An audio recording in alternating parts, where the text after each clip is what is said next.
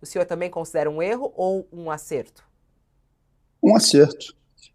Inclusive, em nome daquilo que o próprio Deltan Dallagnol advogou no passado. Ele responderia a processos administrativos no Conselho Nacional do Ministério Público. Existiu uma regra em vigor que diz que aquele que renuncia para não responder a esse tipo de procedimento não pode ter a sua elegibilidade garantida, como aconteceu com o Dallagnol. Se essa é a regra que ele, inclusive, defendeu no passado, como disse que o fez, a condenação fazendo com que ele venha a ter o mandato cassado é uma necessidade que se impõe. Ele não tem nem como reclamar, porque ele foi um dos que, num passado bastante recente, operou como se a lei da ficha limpa fosse a melhor coisa do planeta Terra, quando qualquer decisão de órgão colegiado viria a tornar aquele que venha a concorrer a algum cargo eletivo impossibilitado de fazê-lo. Foi o que aconteceu com o Dallagnol. Há alguma dúvida de que o Dallagnol se afastou do cargo de procurador e buscou uma legitimidade nas urnas para fugir da responsabilização como procurador da Lava Jato? Nenhuma dúvida, né? Abundam depoimentos e provas de que essa foi a movimentação política que ele fez. Então, a decisão do TSE é correta. Tentou fugir da responsabilização a partir do momento em que se elegeu deputado federal, mas foi pego por aquilo que ele mesmo Não, não, defendia num passado recente. não foi por vingança, como ele mesmo diz, que ele acha que isso é uma vingança pelo ódio que os políticos têm dele, que isso é uma vingança, foi o que ele disse, Deltan. Mas é engraçado, né? Porque assim, quando eles conseguem uma decisão num tribunal regional, eles dizem que se trata de justiça. Mas quando se trata de uma decisão num tribunal superior, aí ele diz se tratar de vingança. Ele tem que escolher. Ou é vingança ou é justiça. Evidentemente que eu não imagino que os tribunais no Brasil, sejam eles os regionais ou os tribunais superiores, representam o que é uma instituição de caráter neutro, que não, inclusive, absorve aqueles que são as pressões da sociedade, as pressões dos movimentos organizados, que representam interesses de classe. Eu não tenho essa ilusão de que qualquer instituição de Estado não tenha esse tipo de influência.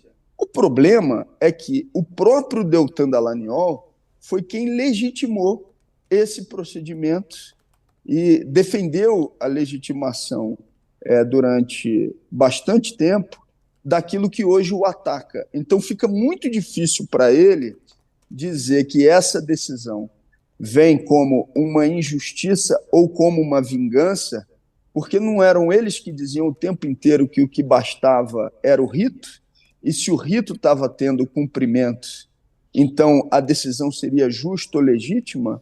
Isso quem disse foi Dallagnol, não fui eu. Eu, pelo contrário, sempre tive uma visão crítica em determinados momentos de decisões que possam vir de instituições que não são neutras como o judiciário. Agora, no caso do Dallagnol, se cumpriu o que determinava a legislação e se cumpriu o rito. Dito isso, tem que ser cassado. Agora, na mesma linha dessa decisão do TSE, deputado, a sua perspectiva é de que o Moro também deve ser cassado? Há lá um processo correndo contra ele no TRE, né, em que se acusa de caixa 2, acho de abuso do poder econômico. Sua perspectiva é de que o Moro também seja cassado? Veja, Josias, o Moro tem um bocado de processo contra ele, tem inclusive lá no Tribunal Regional também, coisa ainda tramitando. Mas olha a ironia. O candidato que ele defendeu no segundo turno, que foi Jair Bolsonaro, foi o próprio partido dele que entrou com essa ação, Verdade. fazendo a denúncia contra Sérgio Moro, que agora ele vai ter que responder. E existe, evidentemente, o interesse da coligação de Bolsonaro num processo de cassação de Moro, porque aquele que foi o segundo colocado nas eleições era um aliado de Bolsonaro que perdeu por pouco. O Moro fez uma ação dúbia no período da campanha eleitoral, dizendo se tratar de alguém independente, mas quando sentiu que no Paraná Bolsonaro tinha vantagens nas pesquisas, fez o jogo de Bolsonaro e fez o discurso prioritário de uma ação udenista antipetista. E aí, agora, vem o resultado de uma ação do próprio PL contra o senhor Sérgio Moro. E, evidentemente, espero que ele tenha direito à defesa, ao contraditório, a tudo aquilo que processualmente ele não garantiu quando foi juiz da Operação Lava Jato, mas as inconsistências na prestação de contas de campanha do senhor Sérgio Moro com a eventualidade da ocorrência de fraude são bastante evidentes. Tanto é que teve parecer, inclusive, no primeiro momento, que pedia o não reconhecimento e a não diplomação do próprio Sérgio Moro. Respondendo objetivamente a sua pergunta, li inclusive a sua coluna no dia de hoje, de manhã cedo, eu acho que tem corda aí que vai sobrar também para o senhor Sérgio Moro e devidamente. É a coluna do Josias.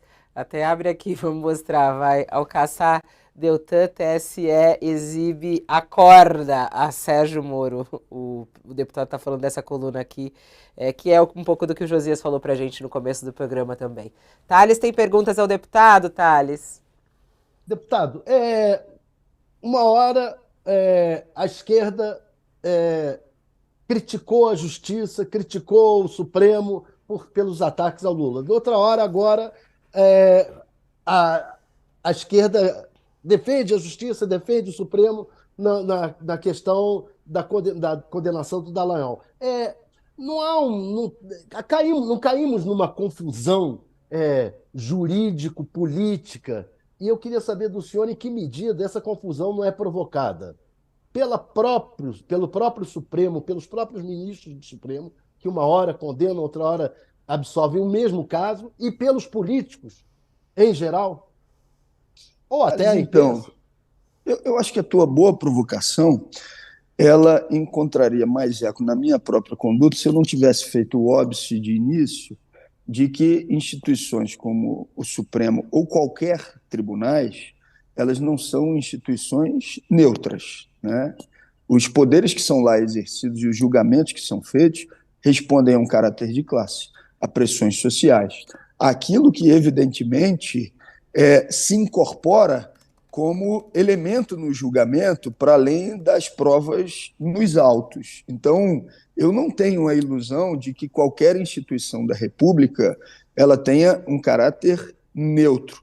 Agora, a esquerda, e no nosso caso, na minha avaliação, não está inconsistente na denúncia e no enquadramento que faz, porque ela indica a própria hipocrisia exercida por figuras como Dallagnol e Moro, que utilizaram desse procedimento de justificar toda e qualquer ação do Poder Judiciário como legítima se tivesse o cumprimento do rito.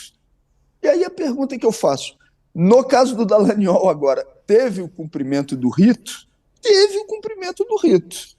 Ou seja, ele pode reclamar de que o Tribunal Superior Eleitoral não era o órgão que tinha o poder de decisão em relação ao julgamento da matéria que a ele dizia respeito? Não, era o Tribunal Superior Eleitoral que tinha que fazer esse julgamento a partir de um recurso depois da matéria ter passado pelo Tribunal Regional.